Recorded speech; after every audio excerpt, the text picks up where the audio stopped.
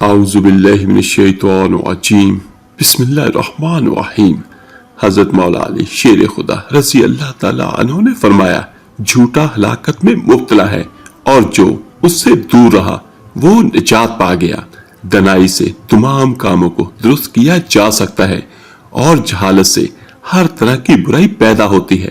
جہالت ایسی بلا ہے جو زندگی کو مردہ بنا دیتی ہے اور بدبختی میں گرفتار رکھتی ہے۔ کامل ایمان والے ہو جاؤ، یہ جنت کا راستہ ہے اور دوزخ سے نجات کا بھی ذریعہ ہے۔ زندگی میں اگر برا وقت نہ آتا تو اپنوں میں چھپے غیر اور غیروں میں چھپے اپنے کبھی ظاہر نہ ہوتے۔ دنیا بدبختوں کا گھر اور جنت پرہیزگاروں کا مقام ہے۔ جھوٹ سے آخرت میں جہنم کا عذاب حاصل ہوتا ہے۔ عقل جنت میں اعلیٰ مقام دلانے والی اور خواہش جہنم کے سب سے نچلے مقام پر گرانے والی ہے۔ وہ فرماتے ہیں، اگر مجھے تقوی کا کچھ لحاظ نہ ہوتا تو بلا شبہ میں عرب کا سب سے چلاک شخص ہوتا۔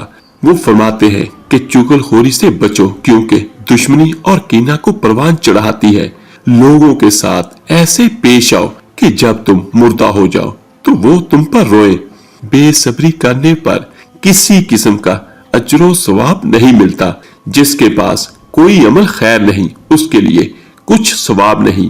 اپنی آخرت کی اصلاح کی کوشش کرو اور جہاد کو لازم پکڑو۔ اگر تم جہاد میں دنیا کے تلوار کے خوف سے بھاگ جاؤ تو آخرت کی تلوار سے کبھی بچ نہیں سکو گے۔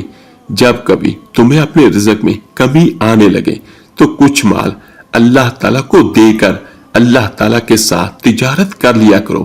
علم کے ساتھ نفس سے جہاد کرنا عقل مندی کی نشانی ہے۔ جلد بازی میں ندامت اور اطمینان میں سلامتی ہے۔ رات اور دن عمروں کو فنا کرنے میں جلدی کر رہے ہیں۔ جھوٹ سے بچو، بلا شبہ یہ ایمان سے دور کرنے والا ہے۔ جھوٹ سے آخرت میں جہنم کا عذاب حاصل ہوتا ہے۔